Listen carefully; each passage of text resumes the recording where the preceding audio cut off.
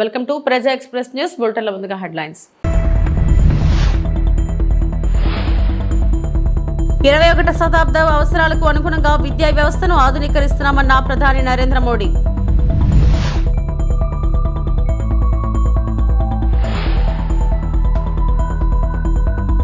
పాక్ కు అనుకూలంగా మాట్లాడితే అక్కడికే వెళ్లిపోండి, డిప్యూటీ సీఎం పవన్ కళ్యాణ్.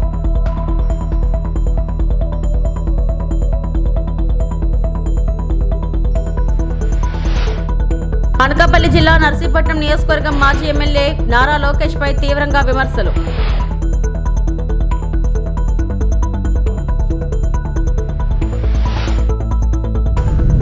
తిరుమల శ్రీవారి సేవలో పాల్గొన్న మాజీ team Indian player Sreesanth.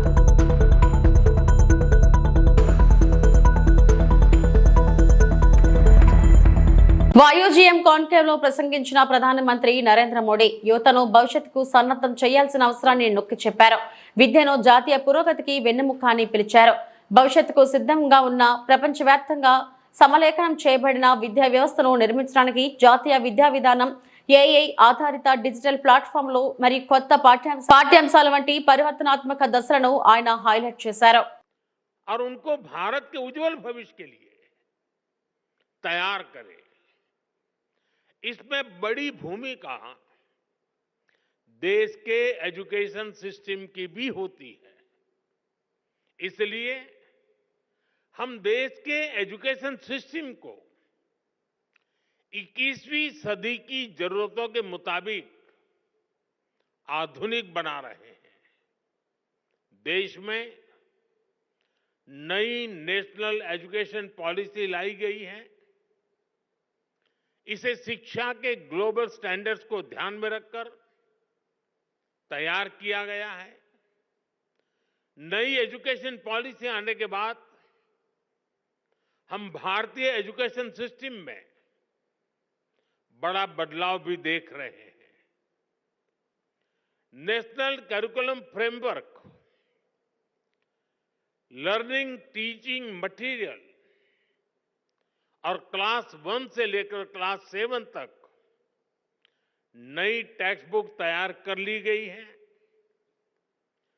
PM ई विद्या और दीक्षा प्लेटफॉर्म के तहत one nation one digital education infrastructure का निर्माण किया गया है.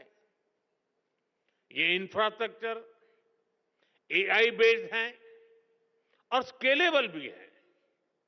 इसका इस्तेमाल देश की 30 से ज्यादा भाषाओं और 7 विदेशी भाषाओं में टेक्स्ट बुक्स तैयार करने के लिए हो रहा है.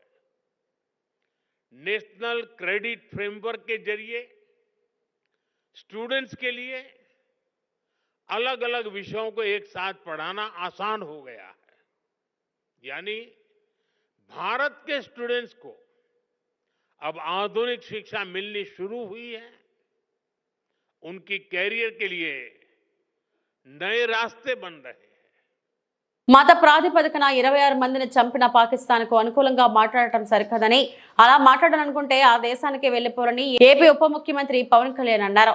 మత ప్రాతిపదికన చంపడం సరికాదన్నారు. ఇటీవల జమ్మూ కాశ్మీర్లోని పెహల్గాం ఉగ్రదాడిలో ప్రాణాలు కోల్పోయిన వారికి మంగళగిరి సీకే కన్వెన్షన్ హాల్లో నివాళుల కార్యక్రమం నిర్వహించారు.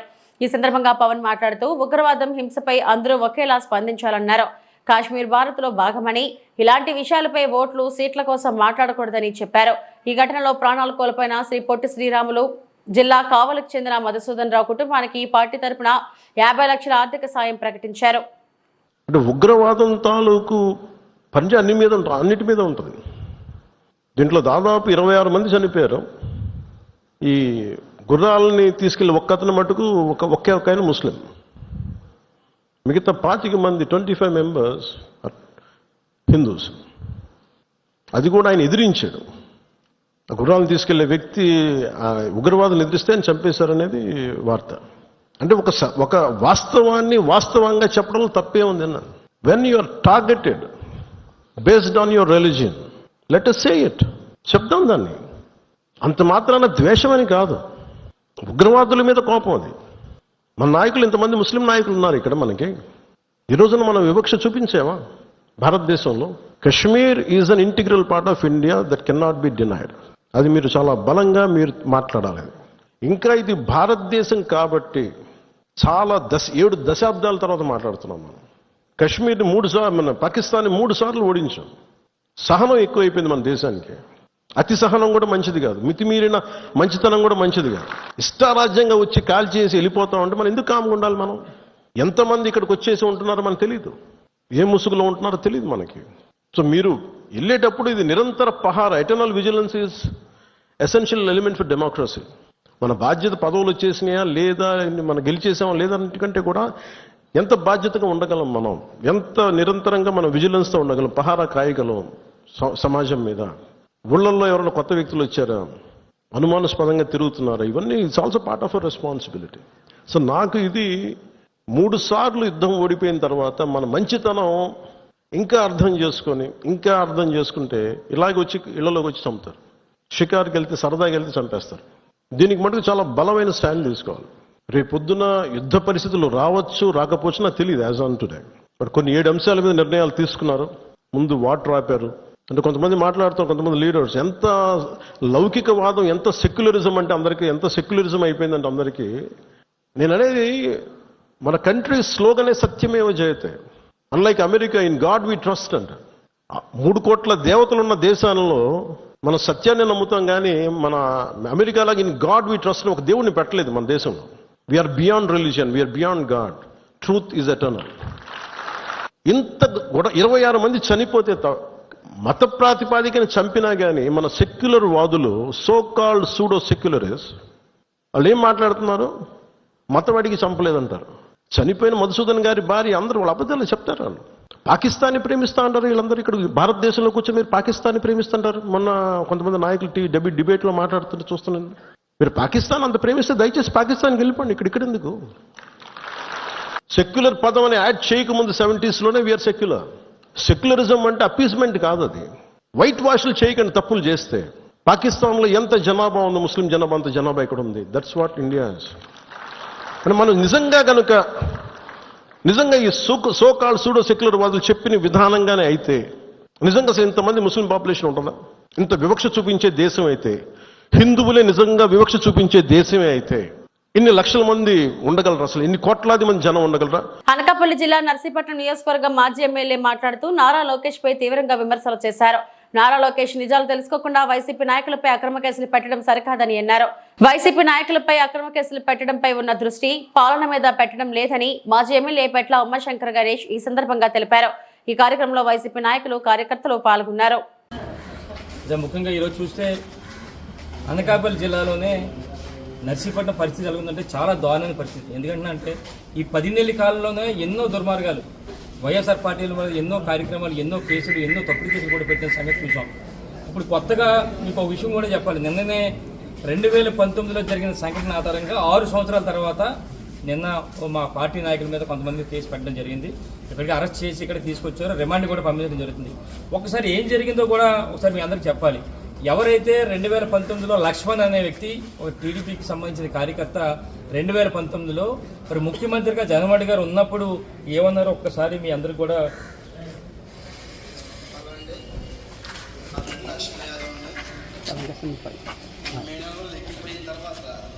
జగన్మోహన్ రెడ్డి గారు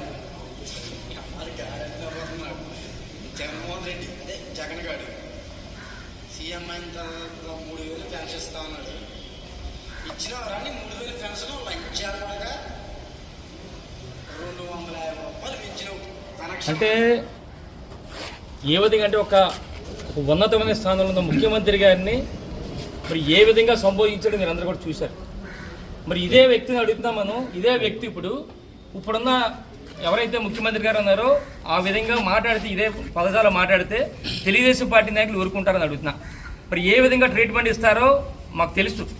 మరి అదే విధంగా ఆ రోజు 2019లో మాట్లాడితే కొంతమంది ఆయన్ని మందలించడం జరిగింది. ఏ విధంగా మందలించారో మరి మీ అందరూ కూడా చూడడం జరిగింది. అయితే ముఖ్యంగా ఆ రోజు 2019లో జరిగిన సంఘటన ఈరోజు నిన్న చూస్తే ఏమైందంటే, మన నర్సీపట్నంలో సంబంధించిన ఒక ఆయన ఐటీడీపీ అంటే ఈయన స్వామి నల్లబెల్లి అని చెప్పి ఈయన ఒక ట్వీట్ చేశాడు.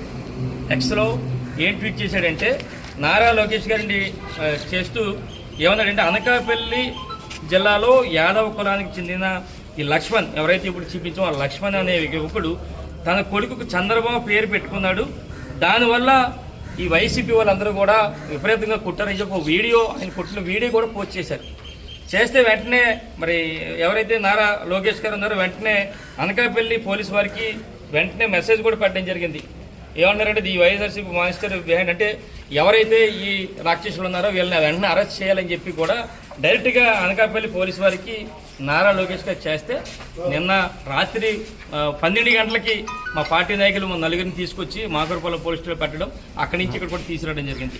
ఒక్కటే మీ ద్వారా ఏదైతే పెట్టారో ఈ తప్పుడు కార్యక్రమం చేశారు. ఎవరైతే ఈ సోషల్ మీడియాలో స్వామి 40 ఉన్నాడో ఆయన పెట్టింది ఏంటి, ఎవరైతే ఈ కుర్రోడు ఎవరున్నాడో లక్ష్మణ్ కుర్రోడికి చంద్రబాబు పేరు పెడితే దాన్ని ఓర్చుకోలేక వైఎస్ఆర్ పార్టీ వాళ్ళు కొట్టారు, దాన్ని వీడియో పెట్టారు తప్ప నిజంగా వాళ్ళ కుమారుడి పేరు చంద్రబాబు కాదు, పార్థ సారథి.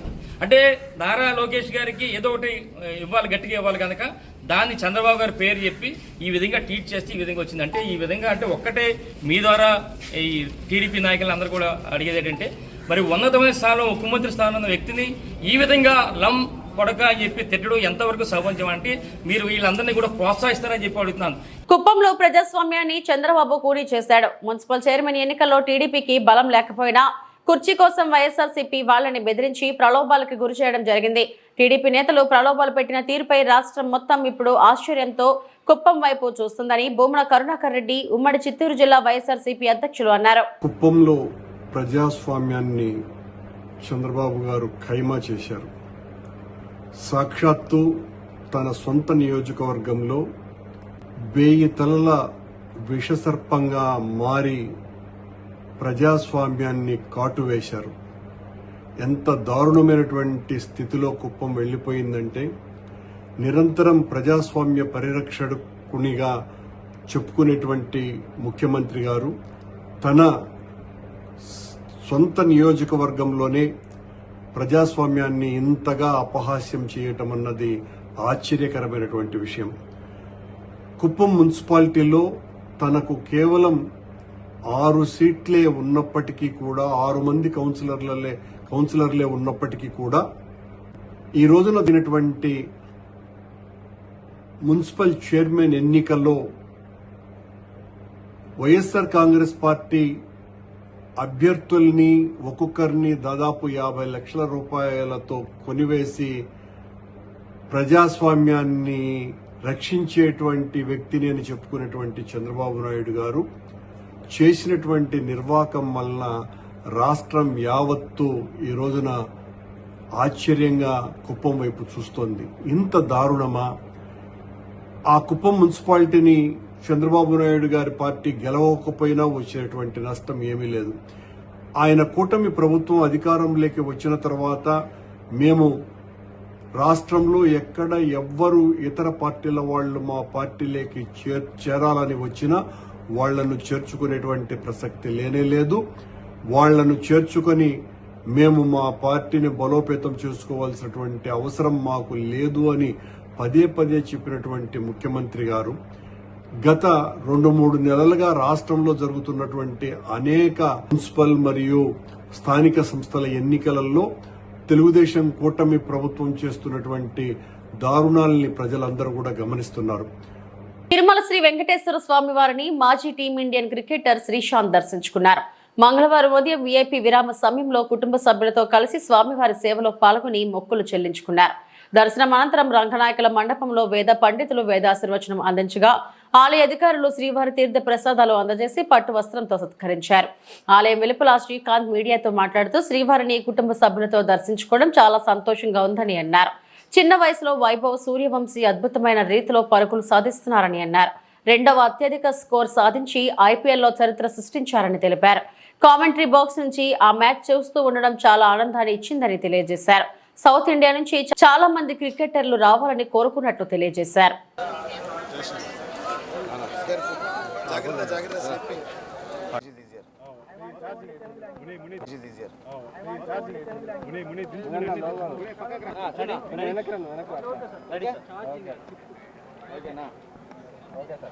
Okay sir. I am feeling great, yaar. Thanks to this beautiful blessing. I am really grateful. Came with family. बहुत अच्छा लगा कि बहुत अच्छा दर्शन मिला और सबको सब भगवान की कृपा है और भैया ने भी बहुत हेल्प किया तो बहुत सालों से दोस्त थे और आई फील गुड जब आज अश्विन के लिए भी अच्छा दिन है ताले अजित को भी बहुत अच्छा दिन है तो Romba Roman Andri, it's very good to see awards given and that will inspire a lot of youngsters. Vaibhav Suryavanshi, Sama Ato is one of the best youngsters now. World record, in fact, second highest to score the fastest 100 in IPL, Indian Premier League. I was very fortunate to be there watching it from the commentary box, from the regional channel, and we had predicted in the break that there's a possibility that Rajasthan Royals will win and Vaibhav might score that big 100. So I am blessed to be a part of that and it's good to see Indian cricket doing extremely well. It's very important for players from Bihar, Kerala, Telangana and a lot of, especially from the south and the interiors of India to come and perform. So God will be blessing and I'm sure Suryavanshi sooner or later will come to Tirupati and take the blessings of Venkateshwara also. Chittoor జిల్లా పలమనేరు నియోజకవర్గం రంగాపురంలో భార్యాభర్తల గొడవ ఒకరిపై ఒకరు ఆరోపణలు 40 మందితో దాడి చేశారంటూ అబ్బాయి కుటుంబ సభ్యులు ఆరోపణ నిండు గర్భిణి అని చూడకుండా నాపై దాడి చేశారంటూ మహిళ ఆవేదన 2 కుటుంబాల మధ్య భారీగా జరిగిన యుద్ధం 2 కుటుంబాల వ్యక్తులపై బలమైన గాయాలు పోలీస్ స్టేషన్ కు ఆశ్రయించిన 2 కుటుంబాలు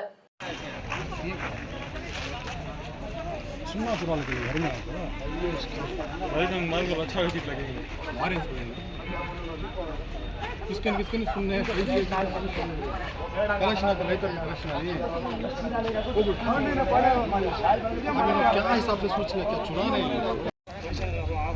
నా పేరు రకీబ్ ఖాన్ నేను గుండుబాయి కాడ చికెన్ షాప్లో నడుపుతుంటాను సార్ ఈరోజు మా తమ్ముడు వాళ్ళ భార్య వాళ్ళంతా ఇంట్లో మగవాళ్ళు ఎవరు లేనిది చూసి అందరూ ఒక 25-30 మంది వరకు వచ్చి ఇంట్లో మగవాళ్ళు ఎవరు లేనప్పుడు మా నాన్న పైన మా అమ్మ పైన అందరూ పైన వచ్చి దాడి చేస్తున్నారు అప్పుడు వాడు షబ్బీర్ అనే వ్యక్తి నేను మా వదిన నాకు ఫోన్ చేస్తున్నారు ఇక్కడ ఎవరో 25 మంది 30 మంది వచ్చి దాడి చేస్తూ ఉంటారు అనేసి అప్పుడు నేను షాప్ నుంచి అట్లా ఇంటికి వెళ్ళాను వెళ్ళి వాళ్ళకి కాపాడే వరకు వాడు షబ్బీర్ అనే వ్యక్తి కత్తి ఎత్తుకొని వచ్చి నా పైన కత్తితో దాడి చేస్తున్నారు సార్ ఇప్పుడు హాస్పిటల్ పోయి కుట్లు వేయించుకొని వచ్చినాను 10 కుట్లు చేస్తున్నారు మొత్తము వచ్చి 25 మంది ఆడోళ్ళు మగోళ్ళు అంతా ఇంట్లో దూరి మా డాడీ డయాలసిస్ పేషెంట్ మా డాడీకి మా అమ్మకి ఇంట్లో మా పాప చెల్లికి అందరికీ కొట్టినారు సార్ వాళ్ళు ఎవరు లేని టైంలో వచ్చి చూసి కొట్టినారు కొట్టింది కాకుండా మళ్ళీ వచ్చేసి సార్ కత్తి ఎత్తుకొని వచ్చినారు సార్ ఈరోజు నేను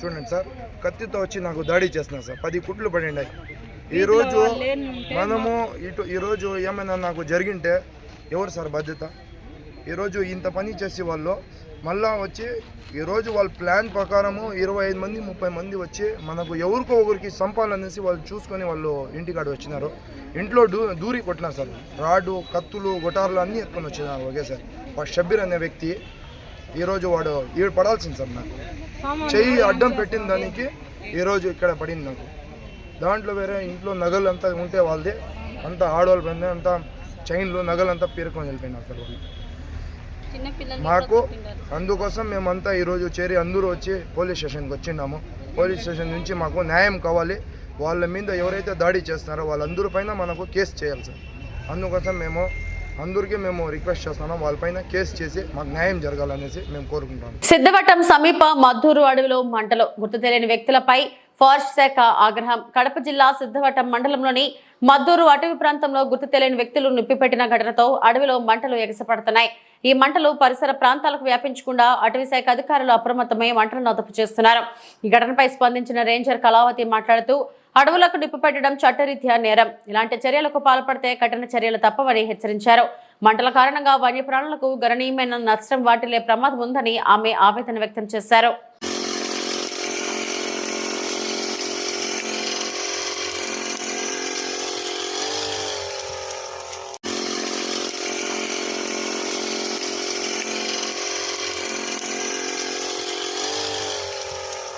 పార్వతీపురం మన్యం జిల్లా గుమ్మలక్ష్మీపురంలో నూతనంగా జరుగుతున్న 30 పడకల హాస్పిటల్ నిర్మాణ పనులను పరిశీలించిన పార్వతీపురం మన్యం జిల్లా DCHO నాగశివజ్యోతి ఈ సందర్భంగా ఆమె మాట్లాడుతూ రాష్ట్ర ప్రభుత్వం 100 పడకల ఆసుపత్రిగా మార్చడానికి ప్రతిపాదనలు పంపాలని ఆదేశాలు ఇవ్వడంతో ప్రభుత్వ వీప్ కురుపం ఎమ్మెల్యే జగదీశ్వరితో కలిసి నిర్మాణ పనులను పరిశీలించారు. గిరిజన ప్రాంతం కావడంతో అత్యవసర సమయంలో పార్వతీపురం జిల్లా కేంద్ర హాస్పిటల్కు రోగులు వెళ్లాలంటే సుమారు 50 నుంచి 60 కిలోమీటర్లు వెళ్లాల్సిన పరిస్థితి ఏర్పడుతుందన్నారు. గిరిజన ప్రాంతం కాబట్టి 100 పడకల హాస్పిటల్ గుమ్మలక్ష్మీపురంలో తప్పనిసరిగా ఉండాలనే ఉద్దేశంతో రాష్ట్ర ప్రభుత్వం నిర్ణయం తీసుకుందని DCHO నాగశివజ్యోతి తెలిపారు. అలాగే హాస్పిటల్కు వచ్చే రోగులకు మెరుగైన వైద్య సేవలు అందించాలన్నారు.